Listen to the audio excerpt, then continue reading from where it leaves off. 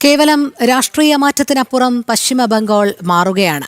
കുച്ച് ബെഹാറിലെ 2021 നിയമസഭാ തെരഞ്ഞെടുപ്പുമായി ബന്ധപ്പെട്ട തൃണമൂൽ ആക്രമണങ്ങളെ തുടർന്ന് വീടും നാടും ഉപേക്ഷിച്ചു പോയവർ മടങ്ങിയെത്തി തുടങ്ങി. കൊള്ളയും കൊള്ളിവെപ്പും അക്രമ രാഷ്ട്രീയവും ഒക്കെ അരങ്ങേറിയ തൃണമൂൽ കോൺഗ്രസിന്റെ ഭരണം അവസാനിച്ചതോടെ വലിയ മാറ്റത്തിനാണ് പശ്ചിമ ബംഗാൾ സാക്ഷ്യം വഹിക്കുന്നത്.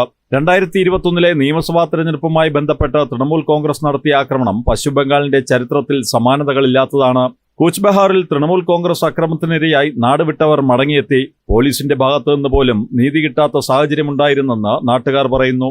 BJP അധികാരത്തിലെത്തിയതോടെ സമാധാനമായി ജീവിക്കാൻ കഴിയുന്നെന്ന് പ്രദേശവാസികൾ പറയുന്നു.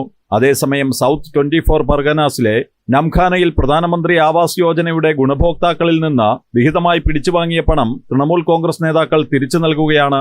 45 പേർക്ക് വീട് അനുവദിച്ചതിൽ ഒരാളിൽ നിന്ന് 5000 രൂപ എന്ന കണക്കിലാണ് തൃണമൂൽ കോൺഗ്രസ് നേതാക്കൾ ഗുണഭോക്താക്കളിൽ നിന്നും പണം വാങ്ങിയത്.